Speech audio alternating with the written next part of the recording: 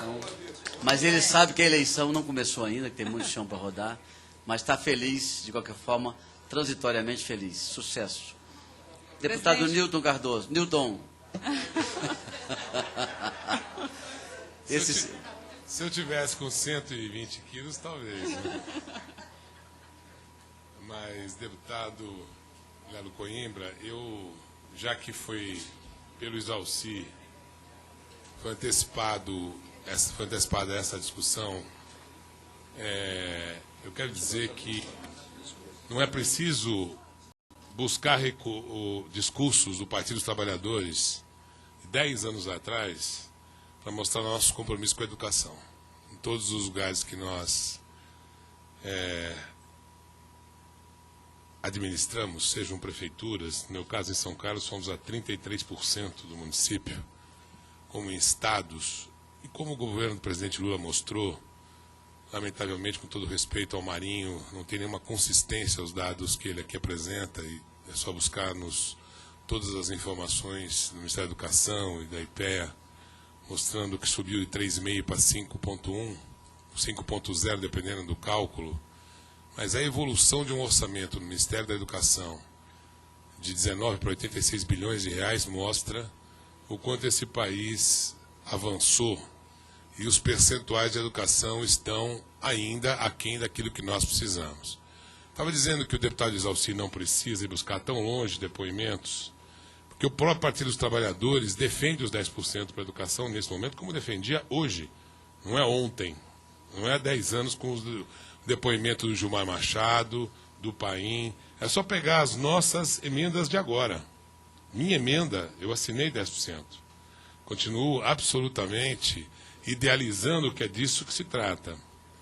Agora, é preciso dizer que a ministro Fernando Haddad deu encaminhamento, todos nós sabemos, a uma solução permanente no âmbito de uma PEC para se resolver o conflito legislativo que existia e que amparou o governo Fernando Henrique Cardoso ter vetado 7 e terminado com 3,5. E, portanto, aí, o tema, sinceramente, não é a possibilidade de veto. O tema que acho que nós temos que ter a responsabilidade de fazer de 2 ordens, não é sobre se os 10% é ou não é justo, porque do ponto de vista, evidentemente, das necessidades educacionais, se for 11, 12, 13 ou 14, melhor ainda para um país que apostou tanto quanto antes. O tema que nós precisamos discutir são 2 nessa altura. Um é de ordem, eu considero de ordem, eu ouvi com muita atenção, Exalci, queria só pedir a sua reflexão sobre isso. Um é de ordem de responsabilidade. O governo poderia simplesmente colocar 10%, até porque não vai vetar, e depois nós poderíamos todos aqui sairmos satisfeitos e não conseguirmos, por quaisquer razões de ordem macroeconômica internacional, e vivemos uma crise enorme neste momento, alcançarmos e nos frustraremos, porque isso implica não do dispêndio do governo federal, mas de estados e municípios. E nós teimamos em não querer saber como é que os prefeitos, eu fui prefeito 8 anos, vão pagar essa conta e como os governadores vão pagar essa conta. É curioso como a discussão passa ao largo do volume de dinheiro para colocar em quem responde por 80% dos volumes do PIB público nesta área. E aí é muito também curioso quando se diz que a União pode fazer isso deixando de pagar juro.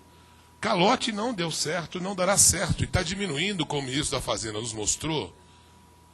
O calote só traz problema. Nós precisamos continuar diminuindo a dívida pública com ações responsáveis que garantam aumento do salário mínimo, aumento do número de empregos, como vem acontecendo, da renda, como vem acontecendo, da riqueza nacional, como vem acontecendo, com estabilidade, inclusive inflacionária.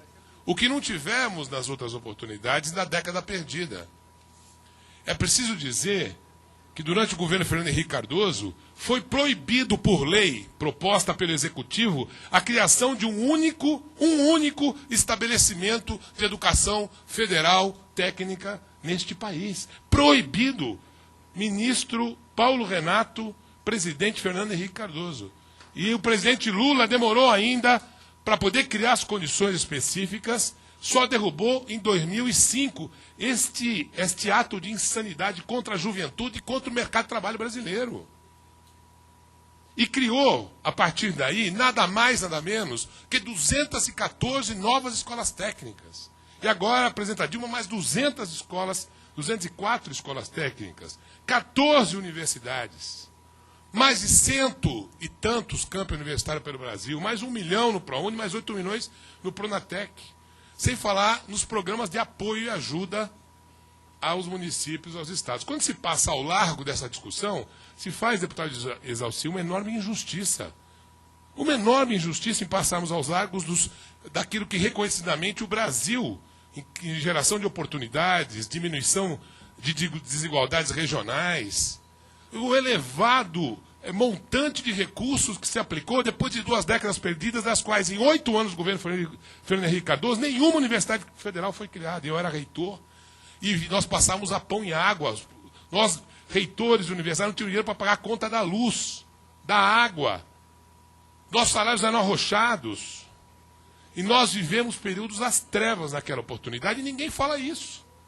Como se nós estivéssemos saindo de 5 para 7,5 como um passe de mágica, ou para 10, 11 ou 12, não está colado no processo de enriquecimento do país, ou de construção, um volume de recursos compatível e responsável.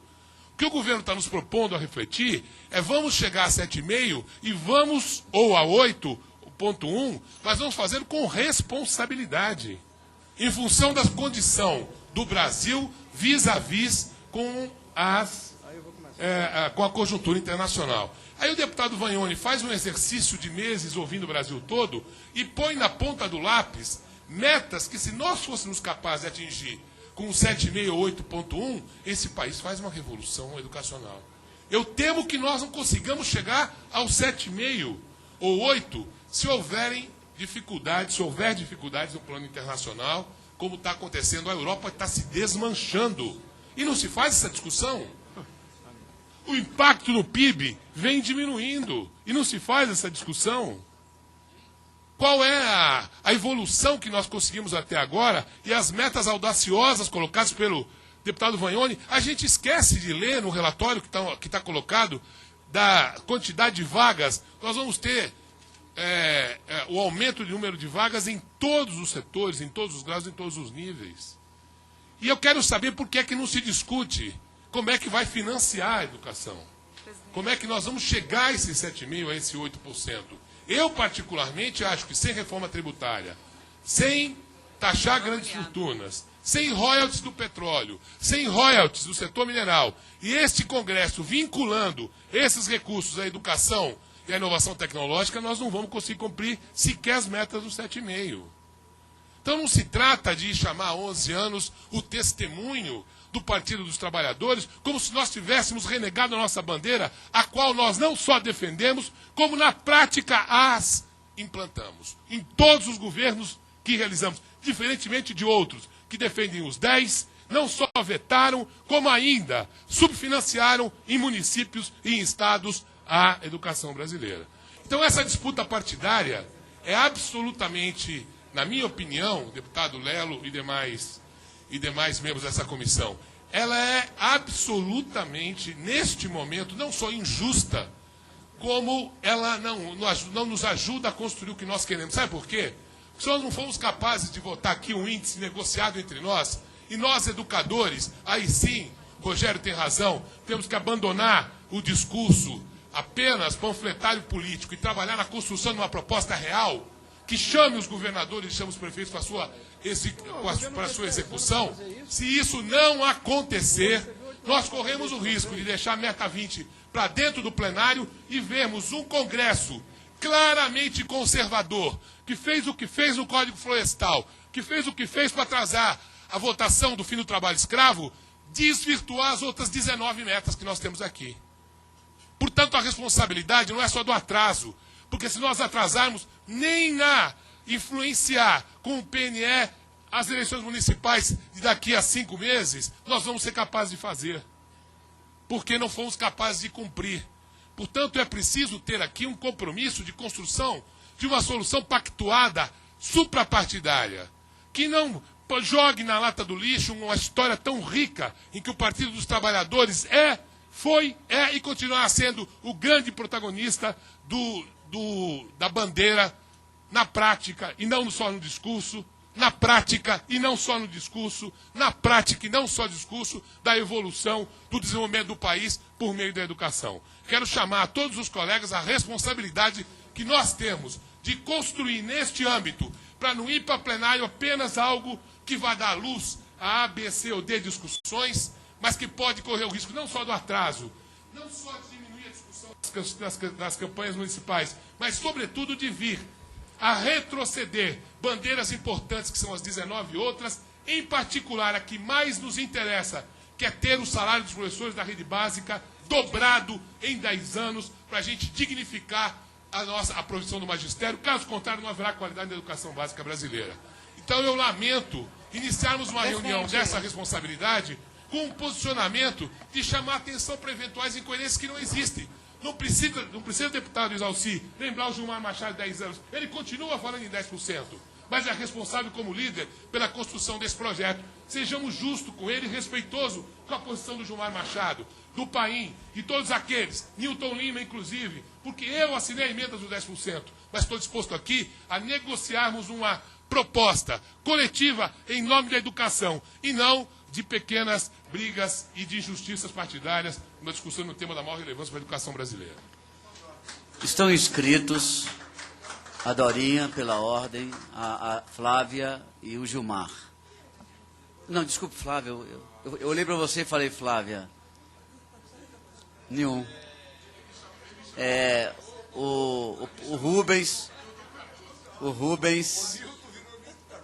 pede uma questão de ordem, concedida. Senhor presidente, a questão de ordem que eu peço a Vossa Excelência é para que Vossa Excelência transfira a palavra para o deputado relator. O deputado relator